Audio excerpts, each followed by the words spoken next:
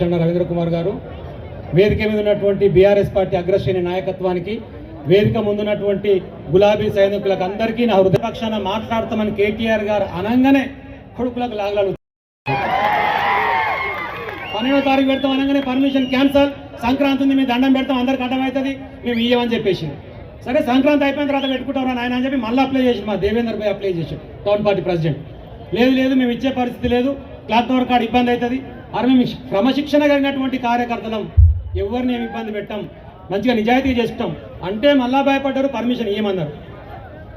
పేరుకి ఏమో ప్రజాపాలన, కానీ రేవంత్ రెడ్డి గారు చేస్తుందేమో పంగనామాలు పెట్టే పాలన. అందరికి ఇప్పుడున్న రేవంత్ రెడ్డికి అగ్రికల్చర్ గురించి తెలియదు, వానికి భూమి కనబడితే రియల్ ఎస్టేట్ దందా కనబడుతుంది తప్ప అగ్రికల్చర్ గురించి కనబడదు.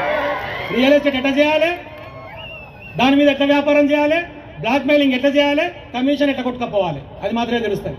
కాంగ్రెస్ పార్టీ ఎమ్మెల్యేలు చెప్తున్నారు, నేనంటున్న మాట కాదు. ఇంతకుముందుకే మంచిగా ఆయన తలా ఏదో ఒకటి చేసుకొని బయటపడ్డాం. కానీ మా గవర్నమెంట్ వచ్చిన తర్వాత అలీబాబా 40 దొంగలు గతంలో ఉండే, కానీ ఇప్పుడు అలీబాబా 4 దొంగలు జమయ్యారు. అలీబాబా అనేవారు రేవంత్ రెడ్డి గారు, 4 అన్నదమ్ములు వాళ్ళు జమయ్యారు. మాకు కూడా రూపాయి దొరకనిస్తారని చెప్పేసి ఒత్తుకుంటున్నారు.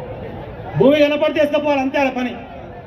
దాన్ని గమనించే రైతాంగానికి ఇస్తానటువంటి మాట కట్టుబడి 15,000 రూపాయలు 12,000 ఇస్తా అంటున్నావు. ఆ 12,000 జనవరి 26 నడేస్తా అన్నావు. మా వాళ్ళు గడియార కాడ కూర్చొని గడియారం తక్కువ ఉన్న పల్ల సెల్ ఫోన్ చూసుకుంటారు. ఇవ్వబడదు ఆ టిక్కు లేదు టక్కు లేదు. ఈ పోరకు రాలే. మార్చి 31వ తారీఖు అని పెట్టిండు. మార్చి 31వ తారీఖు ఎందుకు పెట్టిండు ఎరికేనా? తెల్లారితేంది ఏప్రిల్ 1 ఉద్గాడ పెట్టి ఏమంటున్నాడు, ఏమి నమ్మినారా ఏప్రిల్ ఫుల్ అంటున్నాడు దొంగ రేవంత్. దానికోసం మార్చి 31 పెట్టిండు. నిన్నమో సినిమా వచ్చింది గేమ్ చేంజర్ అని, ఇలా టంగు చేంజర్ అని సినిమా తీయాలి మనం. అసలు అంత దౌర్భాగ్యమైన దయనీయమైనటువంటి పరిస్థితుల కొట్టుమిట్టాడుతున్నటువంటి తెలంగాణలో ఏది పడితే అది మాట్లాడి మన దావూసుకు పోయిండు. 1,78,000 కోట్లు నేను సాధించిన అన్నాడు. ఆడ ఏముండవు, సాధించేది అగ్రిమెంట్ ఉండవు.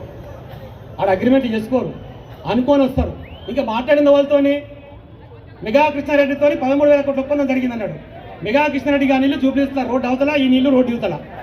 నిన్న ఇవాళ డెస్టినేషన్ మ్యారేజ్ అని చేసుకుంటారు తెలుసా. పిల్లగాడు ఈ ఊళ్ళోనే ఉంటారు, కానీ ఆడదాకా పోయి ఇండోనేషియా బాలి పోయి పెళ్లి చేసుకుని ఇంటికి వస్తారు. అంటే ఇక్కడ ఉన్న 2 పోయి ఆడిపోయి అగ్రిమెంట్ చేసుకుంటారు, డెస్టినేషన్ అగ్రిమెంట్. ఇక్కడ లేనట్టు ఇక్కడ చేసుకో రానట్టు. అంటే వాళ్ళని బాగుపరుస్తున్నందుకు, కాంట్రాక్టర్లను బాగుపరుస్తున్నందుకు వాళ్ళ లక్ష్యం తప్ప మనల్ని బాగుపరిచే ఉద్దేశంలో వాడు లేడు. 1,50,000 కోట్లు అప్పు చేస్తే ఒక్కటంటే ఒక కొత్త కట్టడం నిర్మించింది లేదు, ఒక కాలువకు రూపాయి పెట్టింది లేదు, రైతాంగానికి రైతు భరోసా ఇచ్చింది లేదు. కాబట్టే ఈరోజు నల్గొండ కేంద్రంగా క్లాక్ టవర్ సెంటర్గా నిలదీసేయడానికి రైతాంగం అంతా ఒక దగ్గర జమైంది. కేటీఆర్ గారు వచ్చిన తర్వాత మాట్లాడతారు, అప్పటి వరకు మనం ఓపికగా ఉందాం. నార్కట్పల్లి దగ్గర ఆగిరు, అక్కడ జెండా ఆవిష్కరణ అయిపోతున్నది. అక్కడి నుంచి బయలుదేరి 15 నిమిషాలు ఇక్కడ చేరుకుంటారు. మీరు అందరూ ఓపికతో ఉండి వారికి స్వాగతం పలికి ఈ కార్యక్రమాన్ని దిగ్విజయం చేయాలని మీ అందరూ హృదయపూర్వకంగా విజ్ఞప్తి చేస్తూ సెలవు తీసుకుంటాను. జై తెలంగాణ! కేసీఆర్ గారి నాయకత్వం, కేటీఆర్ గారి నాయకత్వం, జై తెలంగాణ! ఇప్పుడు